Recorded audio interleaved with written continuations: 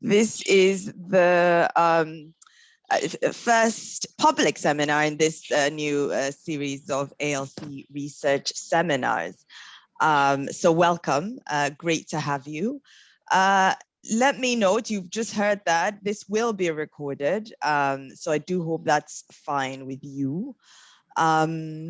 So to move on to the business of the day, we are very pleased, very honored to have with us Professor Kiven Kewir, who will be speaking about such a pertinent, significant contemporary issue that of course has historical underpinnings, not least linked to you know, the experience of colonization in West and Central Africa. So Kiven is going to be speaking to us about civil society, the role of civil society in the resolution of the conflict in Anglophone Cameroon. And so his talk is titled Shrinking Civic Space and the Role of Civil Society in the Resolution of Conflict in Anglophone Cameroon. I'll say a few words now about him. So Professor Kiven Kewir has been with the ALC in Nairobi, in Kenya, as a research leader since 2016. He currently leads our Central African hub, and he's also a visiting professor of conflict prevention and regional integration at the Institute for Governance, Humanities and Social Sciences at the Pan-African University, which is of course very closely linked to the African Union. Right, and he's currently based at the University of at Buea University. Okay, we will hear from Professor Kewir for about 30 minutes, and then we will also have some words from Dr. Sonja Theron, who is the discussant for today. And I'll say also a few words about Sonja. Sonja is, of course, a postdoctoral fellow in the Department of Political Sciences at the University of Pretoria and the African Leadership Center here at King's. She holds a PhD in politics from the Department of Political Sciences at the University of Pretoria. We're, of course, very proud to also say Sonja is an alumna of the ALC's Peace and Security Fellowship Program, which she completed in 2013.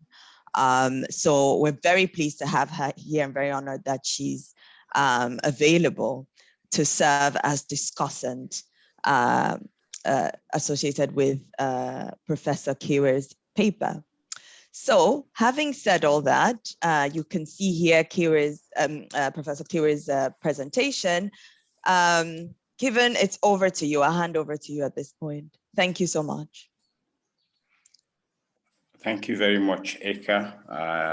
I'm very happy to actually present this and to also see that the idea of us having internal seminars is actually one that has come to stay because I find it a very useful and productive exercise. So thank you so much for making all of this possible. So this is a conflict, unlike others that I have researched, that has particularly that I'm particularly concerned and engaged with, not only through research but in active efforts to actually resolve it. So for these and many other reasons, I'm happy to present this. So I would start straight away with the introduction. And as you would have seen from the title slide, this is prepared by myself, Professor Gordon Crawford, Dr. Maurice Beseng, and Dr. Nancy Annan, who are all based in Coventry University.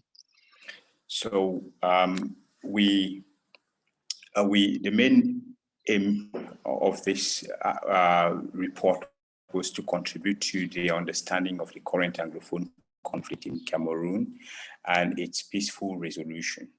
The rationale for this has been is that the Anglophone crisis is an internationally neglected conflict, which escalated in 2016.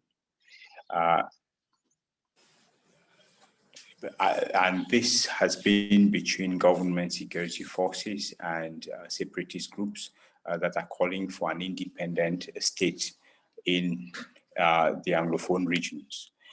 English-speaking civilians have suffered a lot of brutal abuses, with hundreds of villages burned down, several thousands killed, and over 700,000 people displaced. We focus on the role of CSOs in conflict resolution efforts, especially in an unfavorable context, which we describe as one of shrinking space or shrinking civic space. The starting premise for us is that top-down, elite-driven peace-building efforts have not made progress, and therefore, what can a bottom-up approach offer? As you know, the liberal approach, which has actually guided or informed peace building practice, and which has also dominated research on peace building, has continued to be the norm rather than the exception in situations such as this. And so we want to actually answer in this report. Our objective was to answer whether the bottom-up approach can offer something.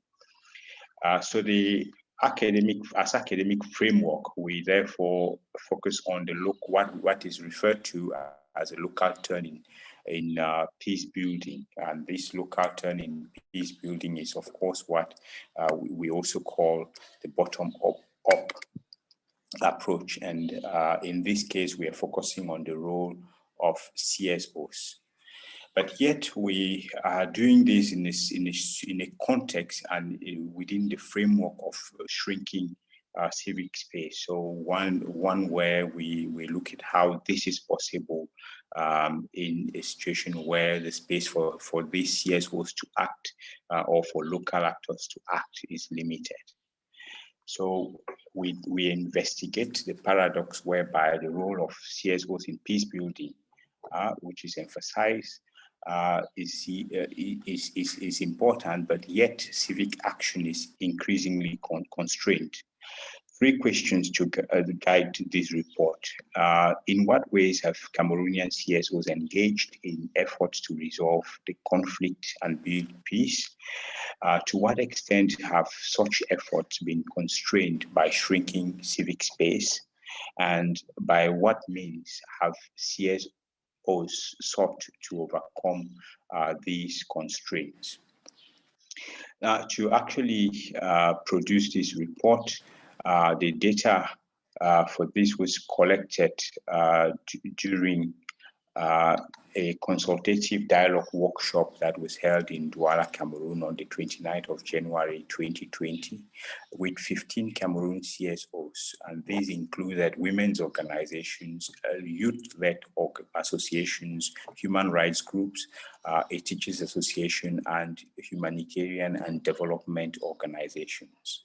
The CSOs within this, the context of this workshop were encouraged to engage in mutually beneficial discussion and reflection, with all sessions facilitated by one NGO. This is important because at a time when we're talking about decolonizing knowledge, we wanted an approach that would enable these CSO actors not only to share their views or their perspectives on the subject of study with us, but also to actually be sufficiently involved, significantly involved in the whole process of creating this knowledge through this workshop.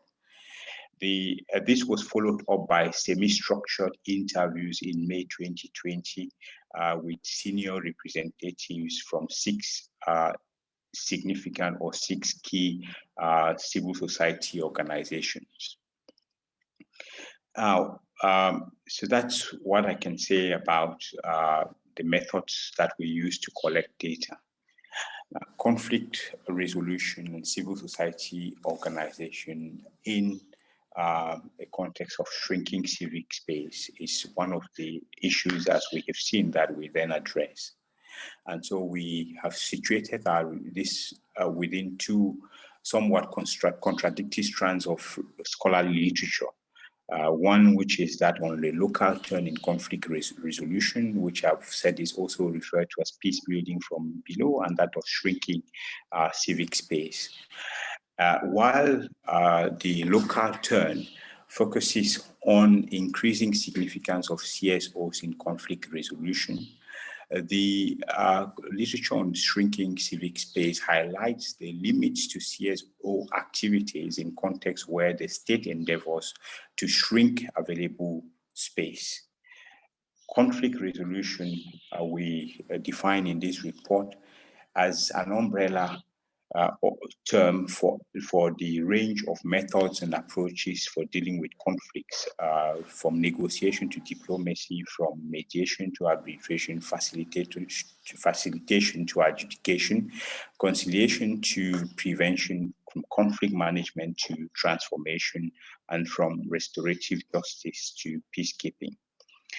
On the other hand, we treat civil society in this report as the arena outside of the family, the state, and the market, which is created by individual and collective actions, organizations, and institutions to advance shared interest. Very important, shared interest.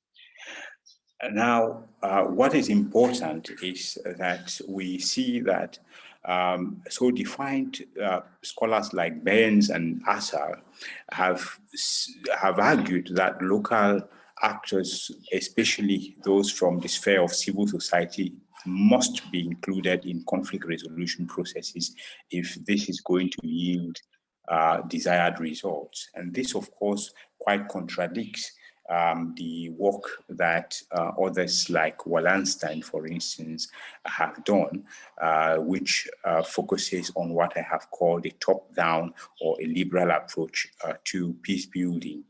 But in the likes of Burns and Assar, we also have very contemporary works that we can look into, which include Mahmoud and Biatem, which is a publication from 2020, and we also have the recent work of Severin Osete, which all recommend the local turn in peace building. So, as a background to the conflict, we can see that Cameroon from 1901 to 1918 was under German occupation, as I can put it. It was a German territory resulting from the partition of Africa in Berlin in 1885. And this is what Cameroon looked like, and it was actually written with a K at the beginning. Now, from 1919 to 1960, this is what it looked like. Part of it, the greater part of it, 80% of it, was under French mandate and French trust administration, and the other one, which is in red here, was under British administration, and this was further divided into northern Cameroon and southern Cameroon.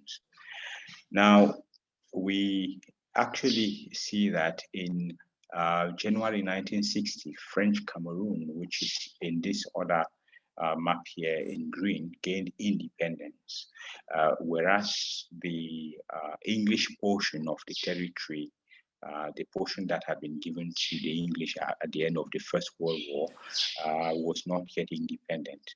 But then what happened was that the people in these territories were asked to choose between becoming part of Nigeria, gaining independence by joining Nigeria, or joining the now independent Republic of Cameroon.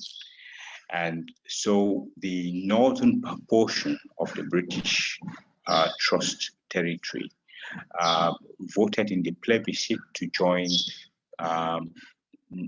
Nigeria, whereas the southern Cameroons voted in the plebiscite to join the Republic of Cameroon. And this led us to this situation in 1961. This independence by joining was effective as from the 1st of October 1961. But then other transformations operated because initially, as you would see, here we still have a red and we have a green, showing that although they joined based on a certain agreement, and this was that the English-speaking part was to retain some autonomy, and this therefore took the form of a federal union of two states, a state of West Cameroon, as the Southern Cameroons became called at the time, and a state of East Cameroon within that federal system as the Republic of Cameroon became called in 1961. So, but later, a controversial referendum was organized in 1972 by the former president, which led to the abandonment of the federal system of government that the parties had agreed to. And beyond that, the Anglophone area was divided into two regions, two provinces called the Northwest and Southwest provinces, which again were later transformed into what they're calling the Northwest and Southwest region today. Now, so as a conflict timeline, we can add to all of what has happened, which laid the foundation for the current for the violence that we see today. We can add that in October 2016, teachers and lawyers from the Northwest and Southwest organized protests, which were protests against perceived discrimination by the largely Francophone dominated government. And this was met with a crackdown, which resulted after negotiations with the lawyers and teachers failed. And in January 2017, internet was cut in the Northwestern and Southwest regions. On the 22nd of September, from 22nd September to 1st October 2017, there were massive demonstrations which culminated in a declaration of a state of Ambazonia by separatist groups. And in January 2018, the Nigerian government arrested 47 Cameroonian Anglophone activists in Nigeria, including the interim president of the Republic of Ambazonia and members of his cabinet.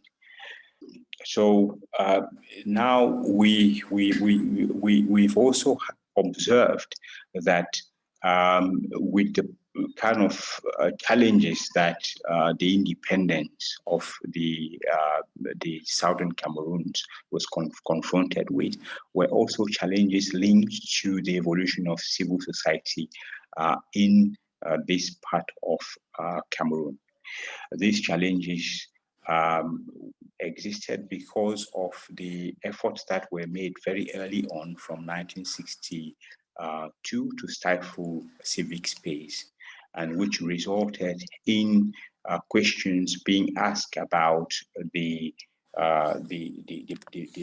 place of Anglophones in wider Cameroon as early as 1962. And in 1964, for instance, Professor Bernard Fonlon wrote and asked several questions about this.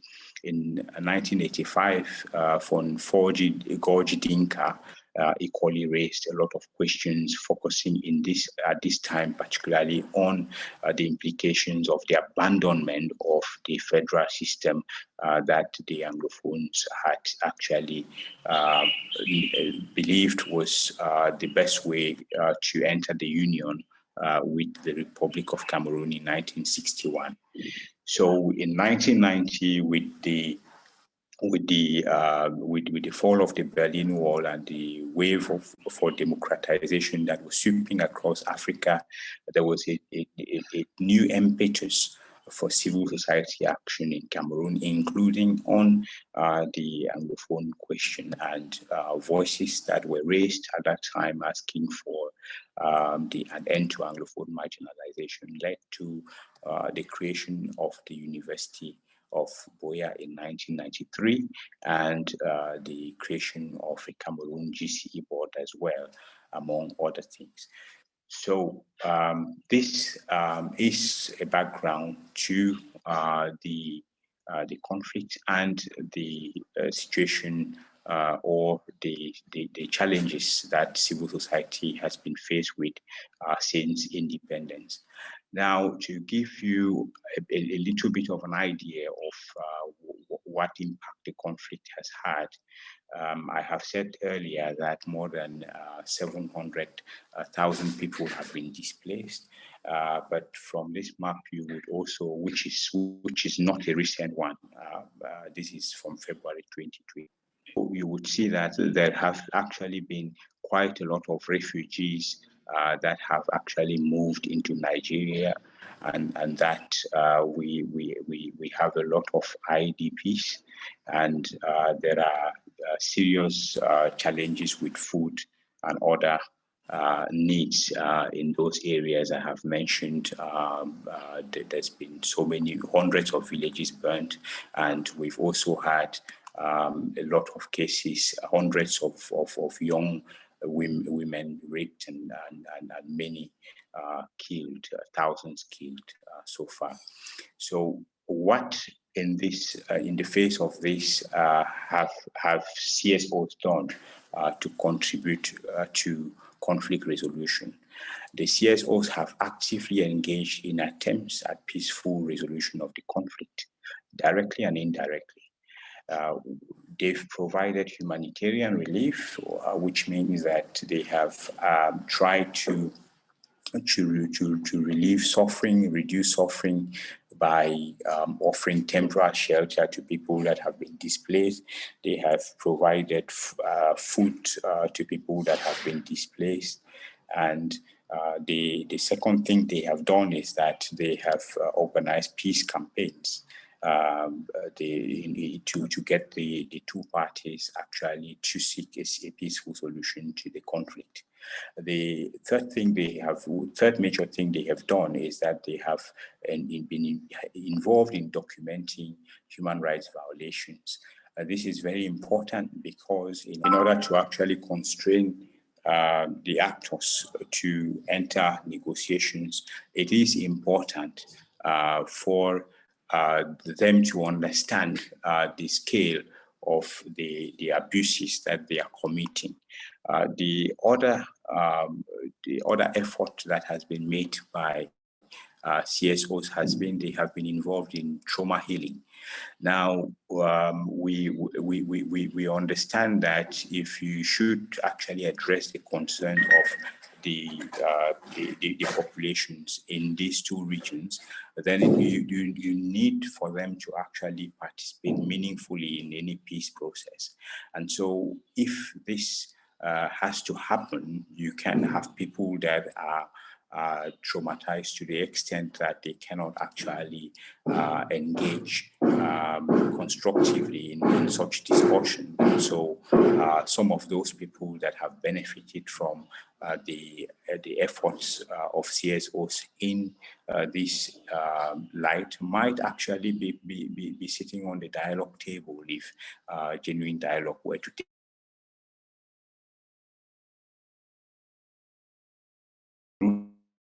Hello, Kiven.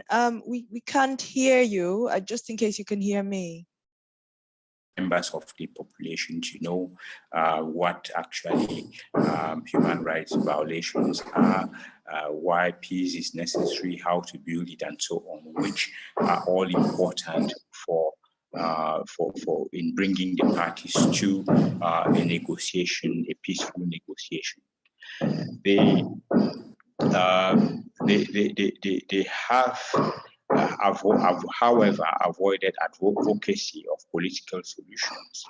For instance, a return to two-state federalism introduced in 1961, which could potentially lead to state repression and ban of the CSOs. So this is something that we note that the different CSOs that have been working actively for the resolution, the peaceful resolution of the conflict, have refrained from doing. Here you see, for instance, one of the campaign by a women's organization, and they are called the Southwest Northwest Women's Task Force. We can now say that with regards to shrinking civic space and the challenges that the CSOs have faced, there have been administrative restrictions in the conflicted zones. There's been difficulties for the CSOs to actually move, which makes it difficult for them to actually meet and provide assistance to people who need it the most. There has also been intimidation from the parties, control and surveillance of their activities by the military and the separatist groups. The CSOs have been accused of working with separatists by the military and with the military by separatists. In this kind of situation, it's really difficult for them to actually do a lot. The security threats and attacks on CSO properties and persons have been on the rise. Kidnapping, for instance, by non-state armed groups has significantly limited their potential to reach the different parts of the two regions. There's also been financial challenges and funding conditionality. Most of the money that's provided to CSOs comes with conditionality. This money can be provided, for instance, for food, but you might be in a locality where people need shelter more. And so do you actually use it? Can you use it for shelter? No. This presents a major challenge.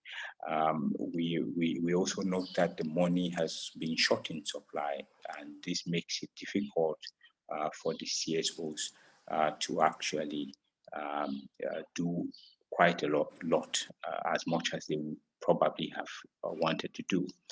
The other important challenge has been sector discord.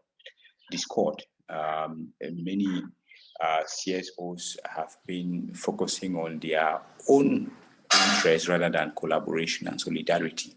And this we describe as a pull him down syndrome. So there's a kind of negative competition among the different CSOs.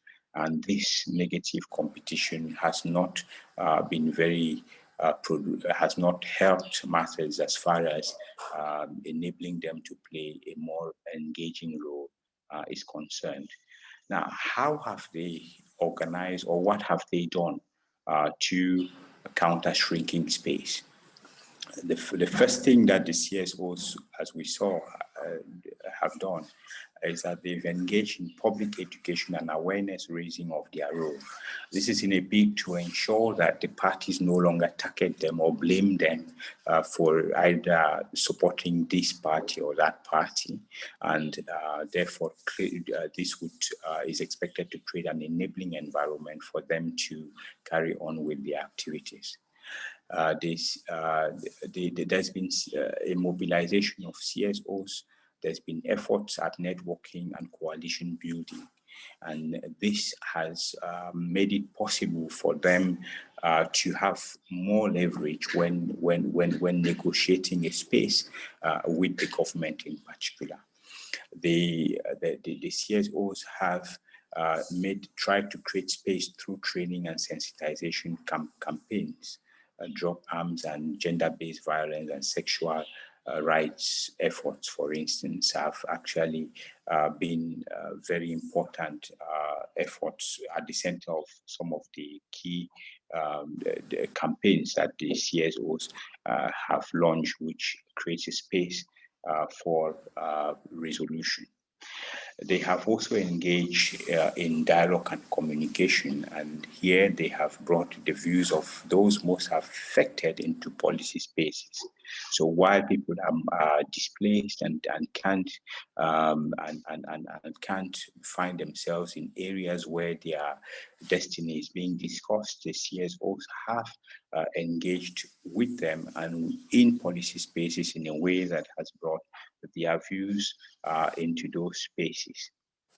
As a conclusion, then, we find that this confirms the significance or the importance of a bottom-up approach. The CSO role is threefold. One, to engage with the most affected communities and build an evidence base of conflict adverse consequences for citizens. Two, to draw national and international attention to the conflict. And three, to maintain pressure for peace negotiations through interactions with both government and non-state armed actors. The study also confirms the complexities and difficulties of a bottom-up approach. The exercise of visible and hidden power by the state to restrict CSOs is noted. We've also seen that there are a lot of risk with CSOs being labeled as terrorists, sympathizers by the state, or as state collaborators by armed separatists. We've also noted that the CSOs have not been able to raise political solutions such as a return to federalism, as these could incur state repression. So, as final thoughts, I would then say that the role of CSOs is important and indispensable, yet the context here is difficult and the challenges are profound. In spite of that, local CSOs have treaded carefully and skillfully as peace actors in a bottom-up process that has enhanced a local agency in efforts towards conflict resolution. Thank you very much for your attention. Thank you so much for that, Kiven. That was really fascinating, and I really look forward to the conversations that we're going to have on the back of that. Thank you very much. With that, let me invite Sonja, before we open up for a wider conversation. Sonja, please do share some of your thoughts and reflections as discussant for us. Thank you.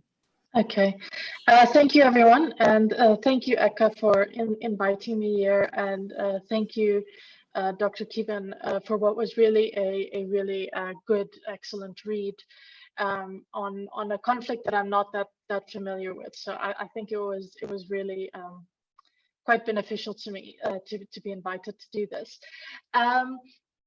So I think for me, one of the things that really kind of struck me as I was reading it, and it hit me around where the authors start talking about local peace building, is that it's actually been 6 years since the UN Peacebuilding Review, in which, you know, one of the conclusions of that review was that the responsibility for sustaining peace rests with the national and local actors.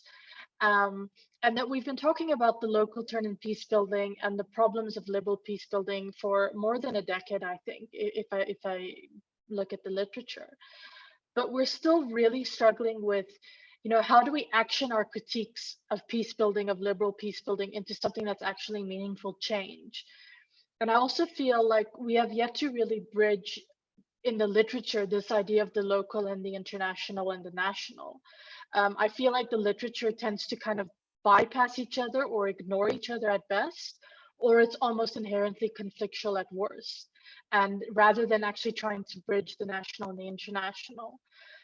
So I think that's where I found this research really beneficial. I think it provides a step in that direction. It has a really nuanced discussion of both the challenges and the opportunities in the local of peace building, which, like I said, I think that is really a step in the right direction. And I really like the way Dr. Kiven and the authors talk about it being a paradox between this idea of local peace building and a shrinking civic space. So I don't really have a whole lot of critique or anything like that. It's more to me that as I was reading, I had several questions which were popping up. Because obviously I think this is an excellent piece for anyone interested in Cameroon's conflict and anyone interested in ideas of civil society and conflict spaces, but also just broadly anyone interested in this idea of the local turn in peace building. And some of the questions it raised in my mind is, one, is international attention in any conflict in Africa or globally, is that a bit of a double-edged sword? Because the Cameroon case, the authors talk about it being an underreported conflict, which has not gathered a lot of international attention. And in one sense, that avoids the international intervention we've typically seen of, lots of big, powerful actors getting involved for their own interests, trying to impose certain models and things like that, which has often been detrimental. But at the same time, it also lessens the amount of support and pressure that can be placed on government to actually resolve the conflict. And it provides a lot of onus on the local, which sometimes struggles not because of what I think the donors often think, capacity, they don't have capacity, but they struggle because of this shrinking civic space, which I think almost every conflict has a shrinking civic space. I think that's a characteristic of any society that's at war. So that leads me to the second question that popped up, which is this idea of, have we romanticized the local in the peace building literature and also to some degree in the policy spaces, which is something I'm starting to sort of grapple with when I look at the authors talking about, the shrinking civic spaces, the competition for funding, which is something that really stood out to me as something that I've also heard repeated in South Sudan, where there's almost an economy of NGO work that's created. Normally with NGO work, you're trying to work yourself out of a job. But in countries where the economy has been severely impacted by conflict and oftentimes the only jobs available are NGO jobs, you create this competition for funding, competition for jobs. And what does that mean for the local peace building efforts? So I think for me, while I still very strongly believe sustaining peace rests with the local, it's important that we also see the local as a complex space with interests and power dynamics, and a space where money still talks, as it does in the international sphere. So basically, that's just kind of my concluding question then is, how do we bridge that space? How do we bridge the space between the international and local in both the policy and literature, to actually result in some sustainable peace building, to avoid looking at the local as being this ad hoc space where efforts tend to be based on project-based funding. There's competition for funding. There aren't salary jobs oftentimes for civil society jobs. It's always linked to a project, and it makes it very hard to create a coherent peace building effort. Everything's very ad hoc, as mentioned by Dr. Kiven. It's also driven by the donors. So basically, how do we move beyond this sort of ad hoc service delivery by NGOs, which sometimes allows the state to actually avoid its responsibilities and the consequences of the war? How do we move past this focus on capacity building when looking at the local? How do we move past this project-based funding and looking at individual projects to really looking at demand-driven funding, a very coherent and locally determined peace building agenda and approach that really empowers the existing local expertise rather than trying to put international expertise through capacity building programs and things like that. So I mean, I just think it's a really good piece. I think it's a step in the right direction. I think, from what I understand, it's a pilot study, so I'm definitely interested to see what else comes out of this research. So yeah, just a final word of thank you. It was really a pleasure to read through that research. Yeah, thank you, Sonja. Can you repeat the first question? I think I didn't get it well. My first question is just really is international attention a double-edged sword, in the sense that it has some benefits because it provides pressure on the conflict parties and pressure to resolve the conflict, and it provides some support to the local, but also that you have then, you know, all the baggage that comes with international intervention of certain agendas and models and things like that. And these are just broad questions that have popped up. You don't have to answer all of them. They're also for the discussion. They're just, these are the things that your research sparked in my mind. I think that are good for us to look at in the future. Thank you very much for that, Dr. Theron. I think really, really fascinating reflections indeed on what has been an excellent piece and very sound presentation from Professor Kewir there. No, I very much agree with some of those points that were raised by Sonja. I'll say I have a vested interest myself in this. I'm Nigerian, but originally I know my family has roots in Cameroon and probably very likely in Anglophone Cameroon as well. So those histories are very tangled for me. I think absolutely that point, this struck me, this point that Sonja made on international attention and some of the you know, the conversation about local turn and the treatment of this space as separate and distinct from things that are going on in other spheres. And that's something that when you look empirically, we are coming up against challenges with that sort of reading, that you know, these actors exist in a sort of vacuum where they function outside of the reach of states and markets, outside of the reach of the international sphere, and we are having very real conversations about finance and how that is restricting the work that they're able to do. So I do think that's a very pertinent conversation, but one that also has conceptual and theoretical contributions to offer and to make. You know, when we, and it's nice when we use empirical work as a basis for going back to rethink the sort of conceptual and theoretical ideas, because we know this is a very widespread, very prominent idea, you know, the local turn, not to throw the baby out of the bathwater, but I think this is a very important, it's also a very important case with which to really interrogate this idea.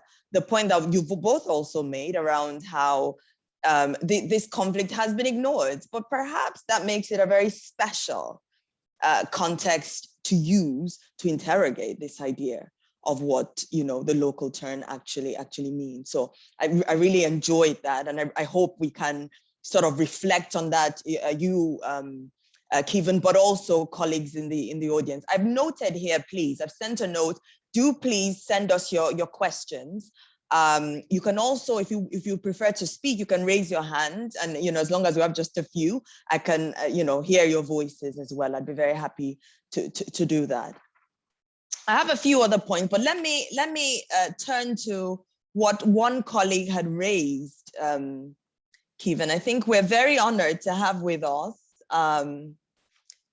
Robert Bell, I think it is, who asked a question. Let me try and find that question. Yes, here we are.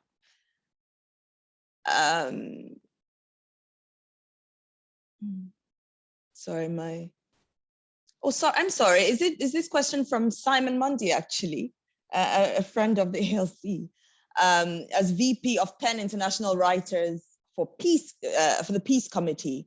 How much would you say, Kiven or Sonja, would you say conflict is really about language, right? And how much about internal power? So, you know, someone coming from that writer space, I love this flow also with this interdisciplinary conversation that we might be able to have.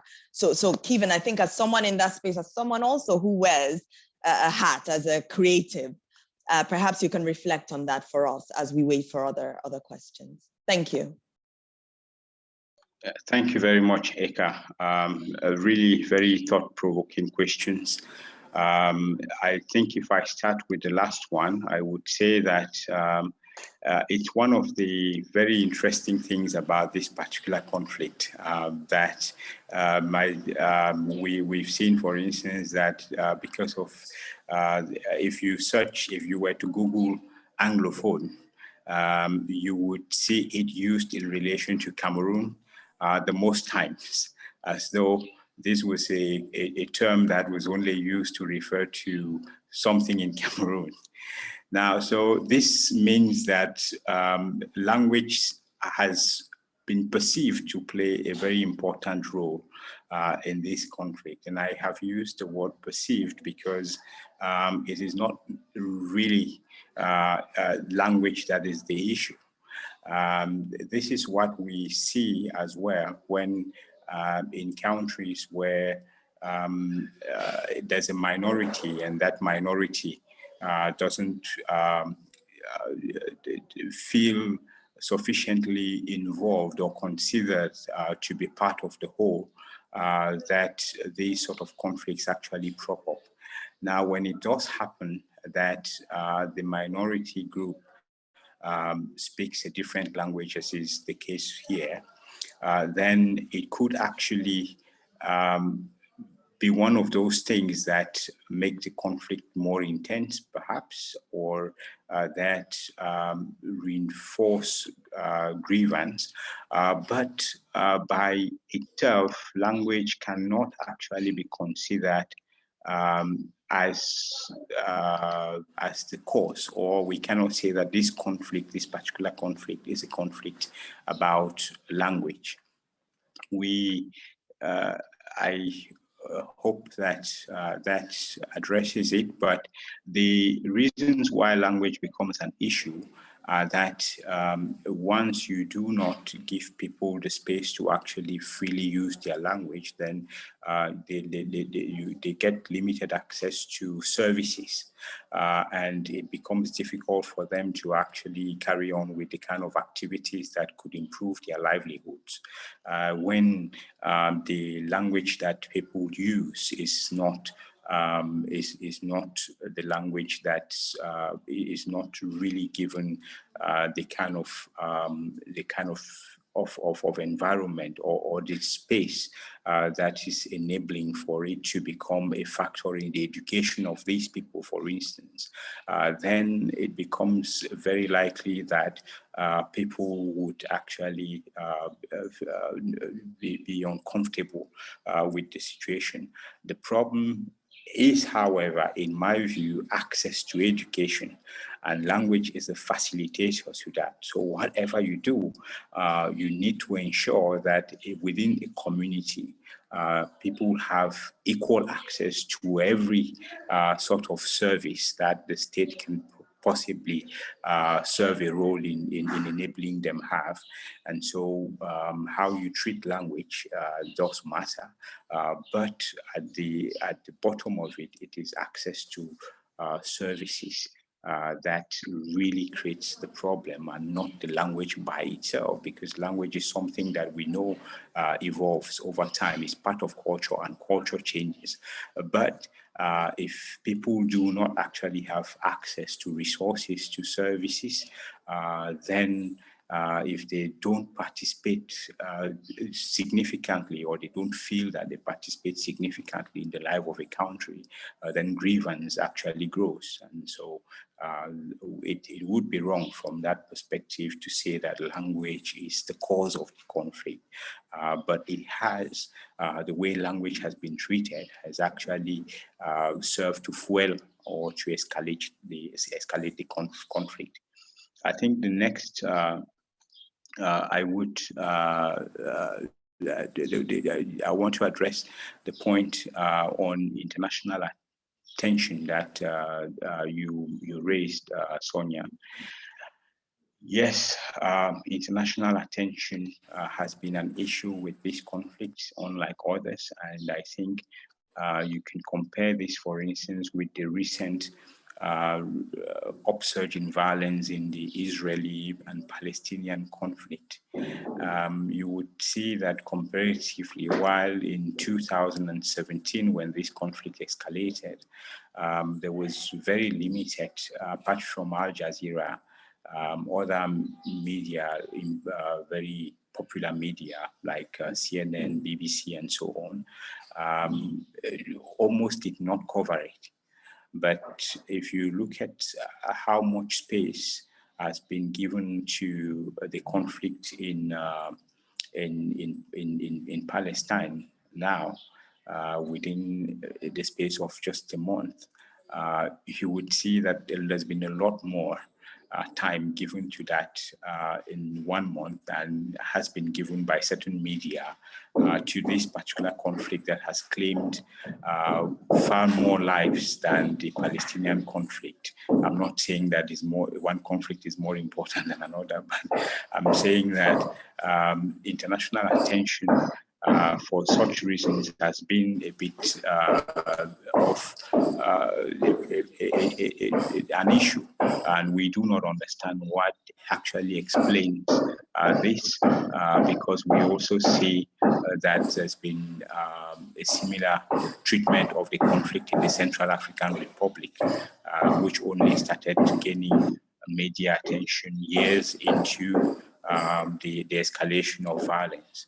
So yes, it's been an issue. It also is something that can help bring local actors to the negotiating table, but can also help aggravate when you have a lot of international attention. Sometimes it can also move the conflict in the wrong direction if this kind of attention sort of encourages activities by one or the other party. So I think if I understood you well, from that perspective, it can be a double-edged sword. But overall, we know that when conflicts actually escalate to the extent that neighboring countries start being affected, not only neighboring countries, but in this case, for instance, we know that there have been refugees that have reached the Americas, so South and North America. So which means we wouldn't need to mention Europe.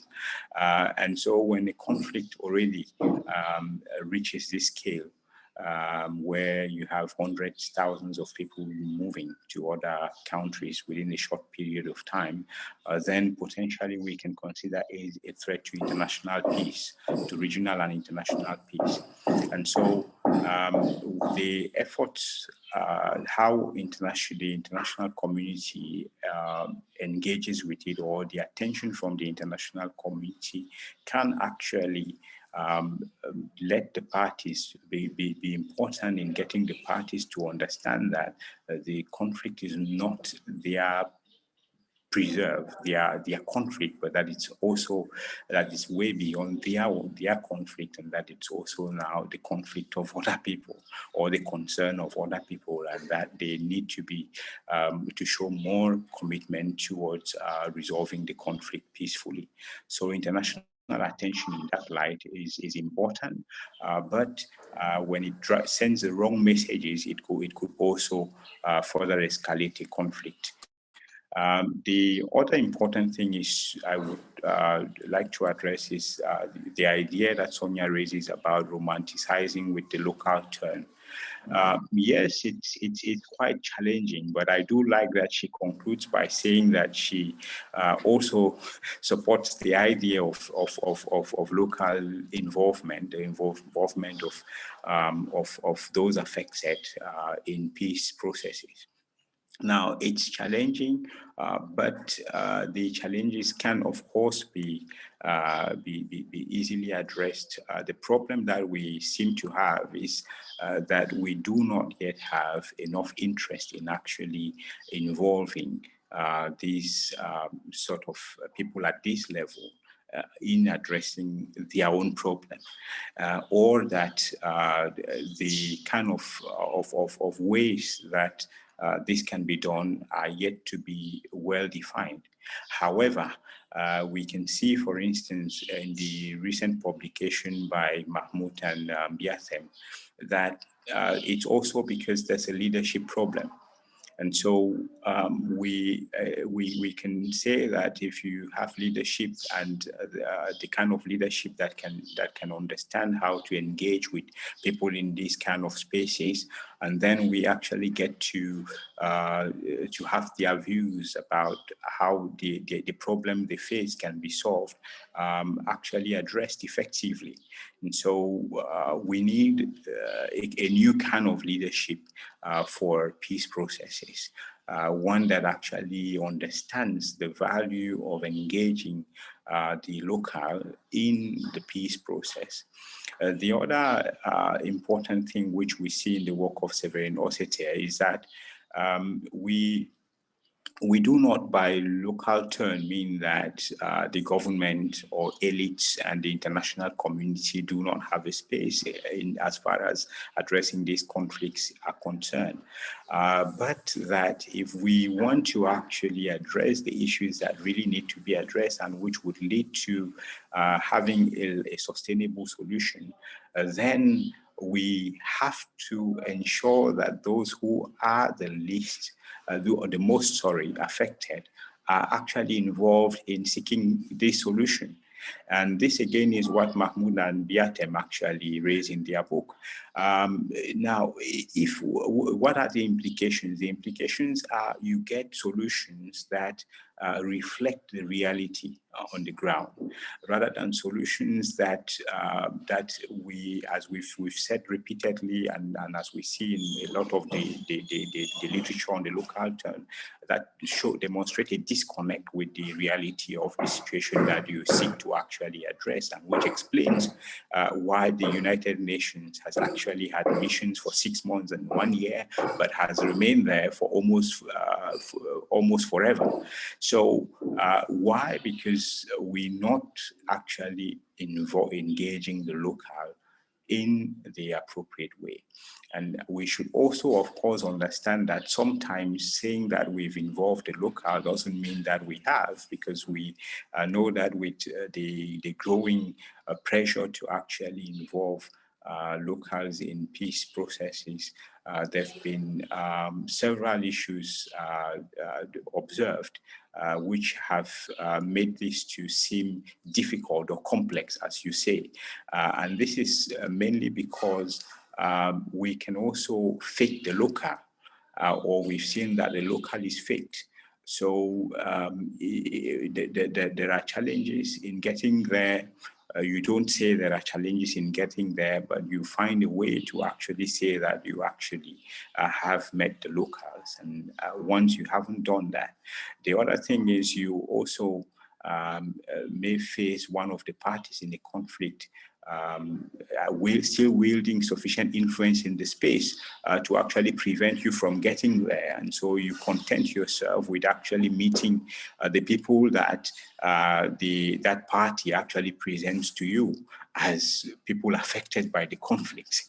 And so we can understand that these would be people who would be presenting the view of the more influential party in that space, if you want, and not really what is there. So we need to be creative about how we engage with the local in peace processes. We need to find innovative ways of actually getting access to these. And one of these, as we are saying in this report, is by identifying and working with credible civil society organizations.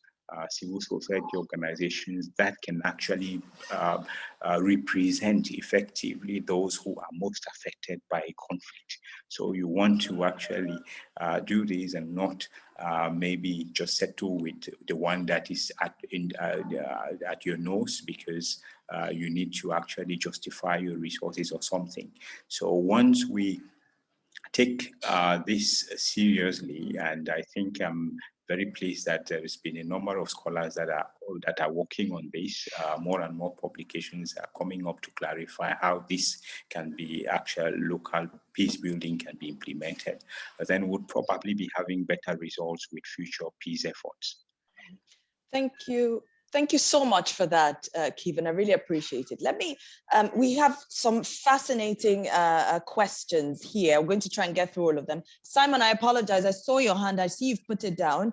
I'll take some of the questions here, but if you still want to intervene, do please raise that hand again or let me know. Let me take a group together that I think speaking to a similar issue. And this is forcing us to think about local across borders as well in two ways. So we have from Shuvai, who's asking about what happens with the building of cross-border, transnational, Pan-African solidarity. So what is the connection, I guess, between civil society's role in peace building and trying to build those coalitions across borders, even as we talk about a local turn?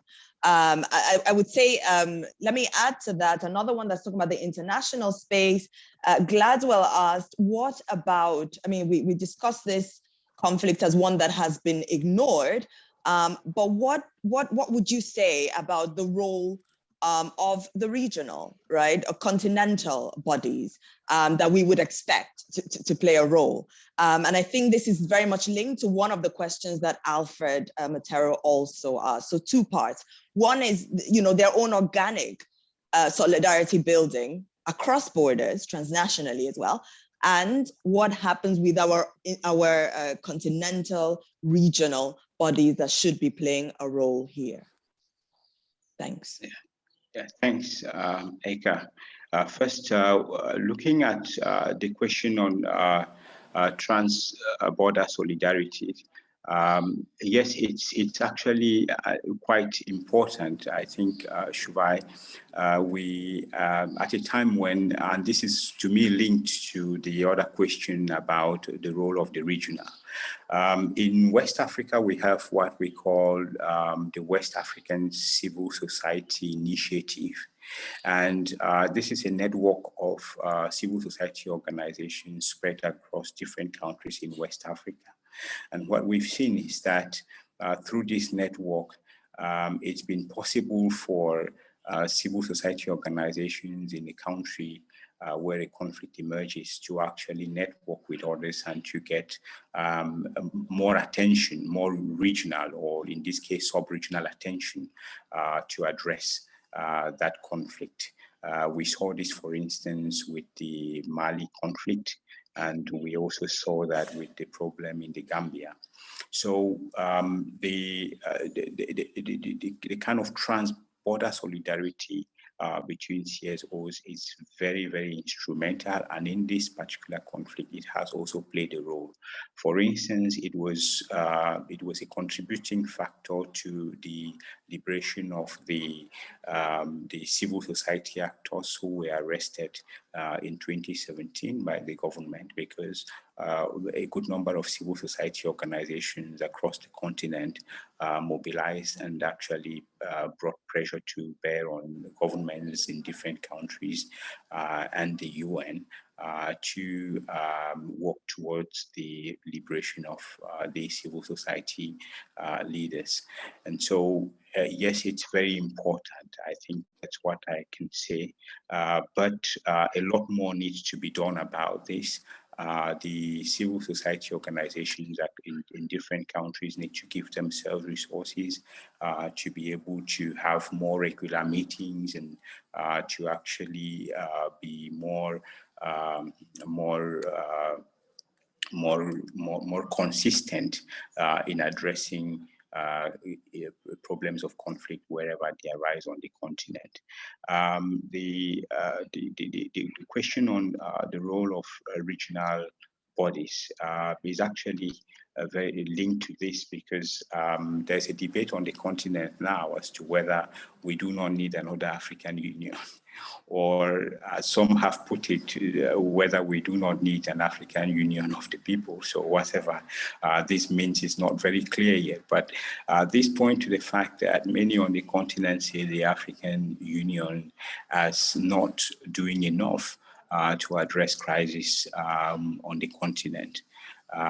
If anything, the African Union seems to always, although being the regional player, seems to always follow or reiterate what has been said already by other countries and regions.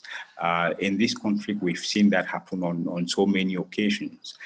We've seen the African Union re-echo what France may say, re-echo what the Commonwealth says, re-echo what the United Nations says, always coming after these ones. Whereas following the principle of subsidiarity, it was expected that it should be playing the lead role in this. And of course, we understand from looking at how the African Union operates that it is essentially an organization led by heads of governments. And so only issues that the heads of governments wanted to address can actually be addressed. And so when you actually have a kind of lack of interest on the part of the key players in the organization, you do not really expect anything serious or anything to be done within a reasonable, what we might consider, given lives being lost, as a reasonable period of time.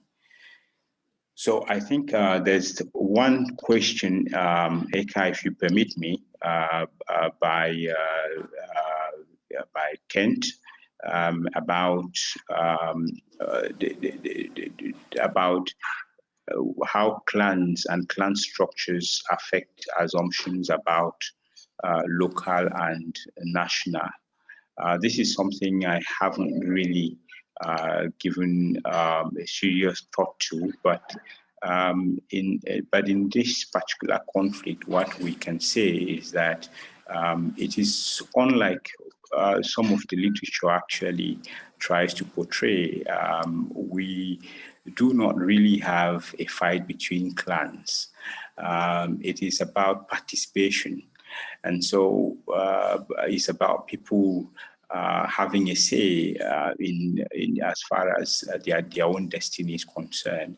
And sometimes there is a need in African conflicts to actually simplify them, sometimes when they are not understood, to some inter-clan fight. And that's one of the reasons, for instance, why the Anglophone community has almost been treated in this conflict as a tribe, and the Francophone community as a tribe. And some of the literature has tended to almost say that it's a fight between Anglophone and Francophone, whereas actually this has actually been a conflict between two main actors at the beginning, where the government and the civil society organizations, the Anglophone civil society organizations, and with escalation, it became a problem between the government and separatist groups, not between Northwesterners and Southwesterners, or between the Fulanis and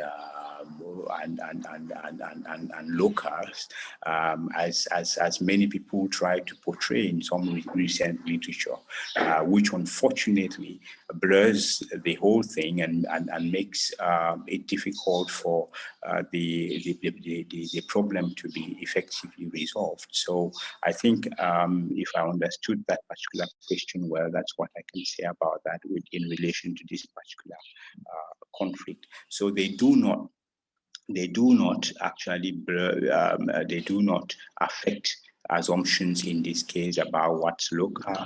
What is local in Cameroon is what comes from the people who are living there, from the people who are affected. And so it's not what is coming from this clan or that clan, but what's affecting, what comes from who is affected.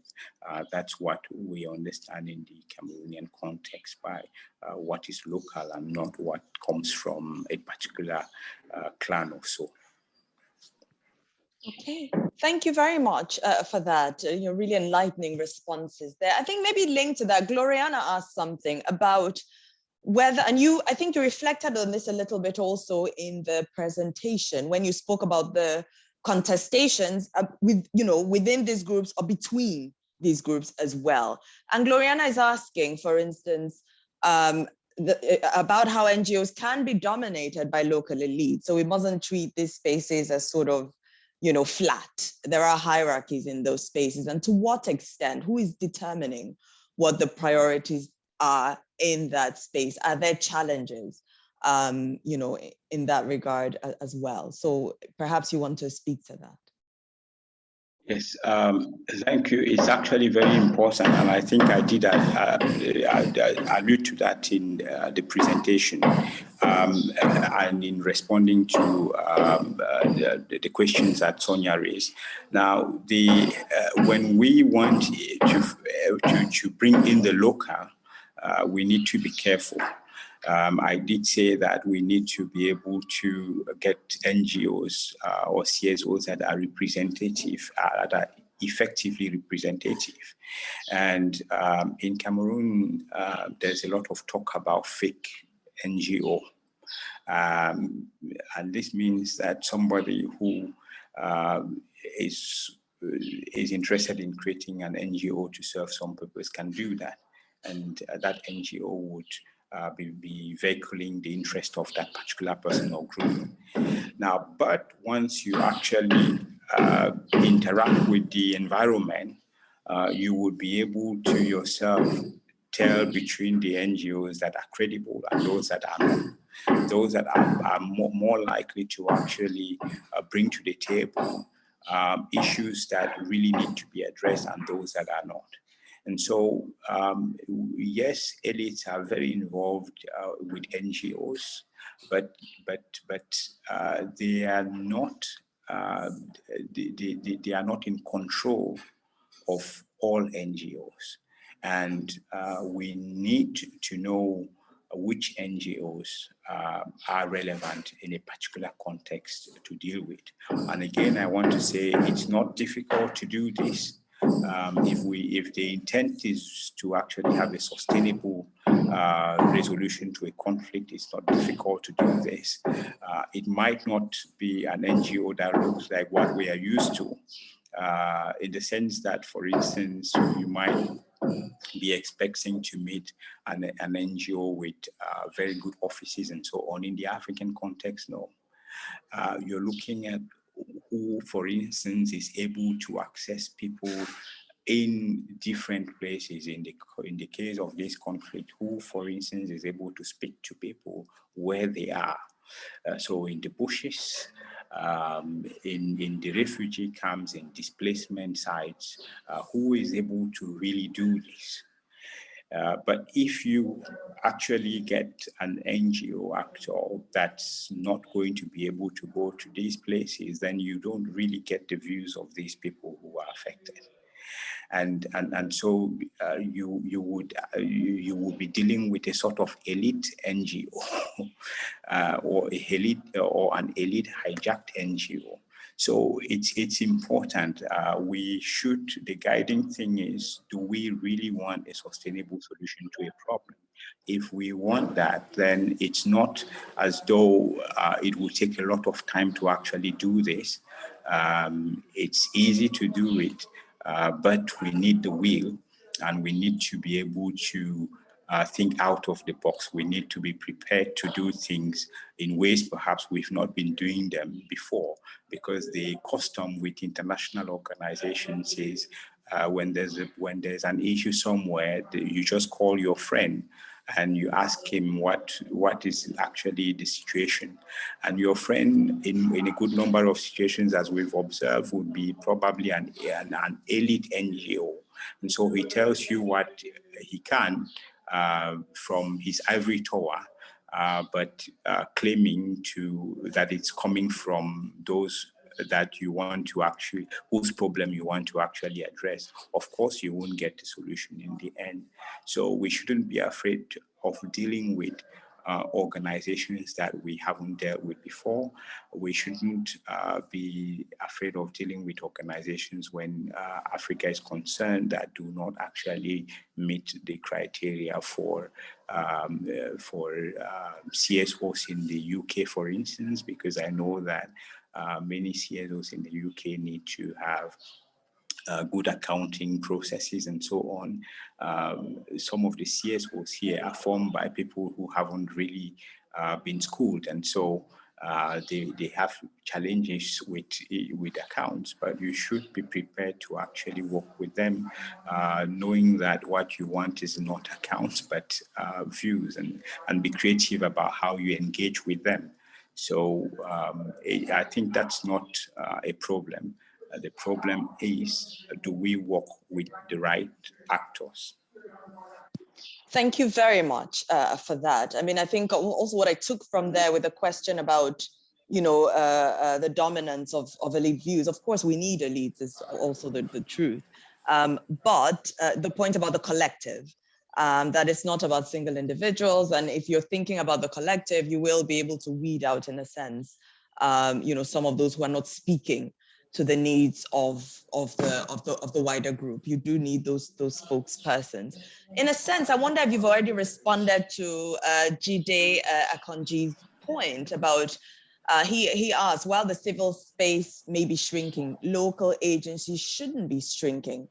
And do you think this is not the case in Anglophone Cameroon? And what I heard from you a bit there was about the dynamism of certain actors, and how that is what we need to focus on, the dynamism of those who are doing things in new ways, who are thinking outside the box as well. But I wondered if do you have additional points around that? I think that's the last question I see here. Please, I didn't get that very well. Right, so Jide is asking, while the civic space may be shrinking, local agencies shouldn't be shrinking. Do you think this is not the case in Anglophone Cameroon? Okay, thank you. Quite an interesting question.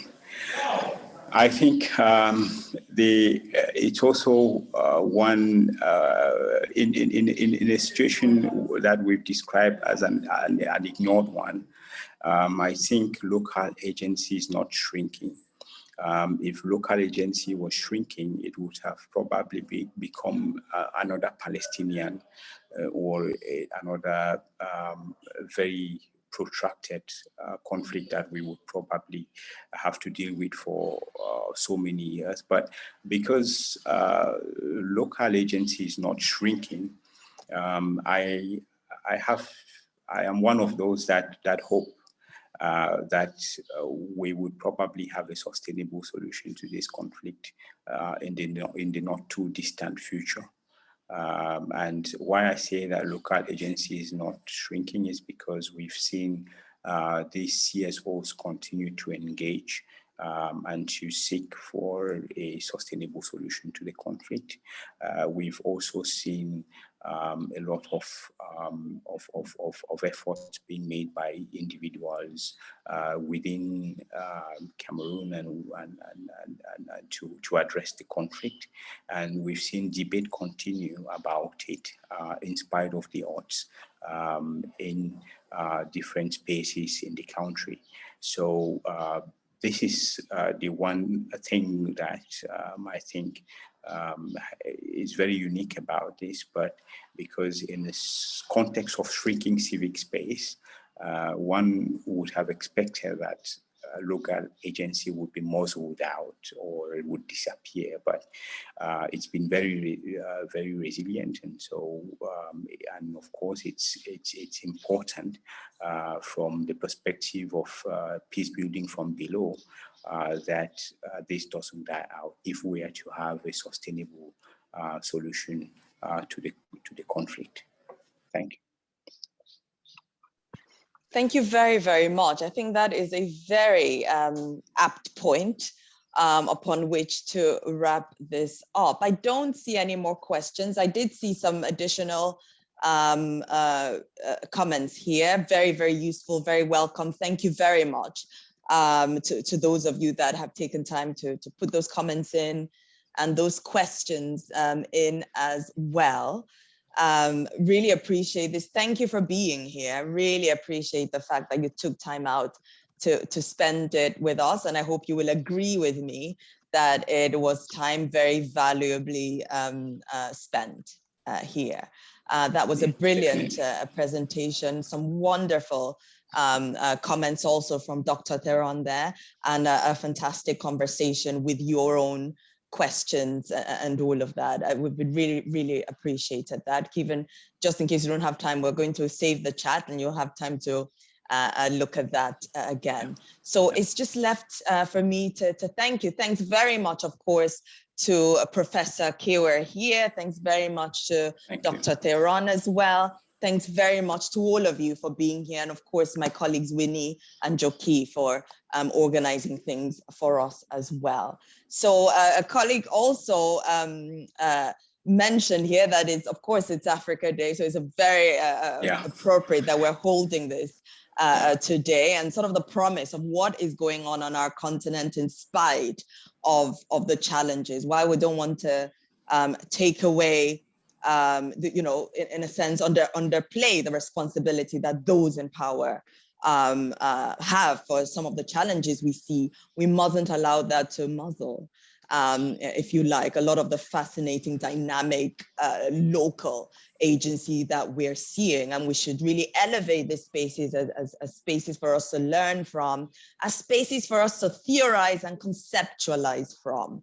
And I think this work is a fantastic example of the sort of material that will challenge us to think again about some of the concepts we've been dealing with and engaging with, and also think of how we extend those ideas, right? And reconceptualize a lot of this. We mustn't be shy of doing that, of making those knowledge contributions. That is immensely important. So thank you so much, everyone. Look after yourselves. Wishing you all the best today. Of course, we have a keynote that's being delivered by Professor Fumi Olonisakin as well. So I very much hope you've seen that, to join us again this afternoon for that. Look after yourselves. Thank you so very much. Goodbye. Thank you. Happy Africa Day to everyone. Absolutely. Absolutely.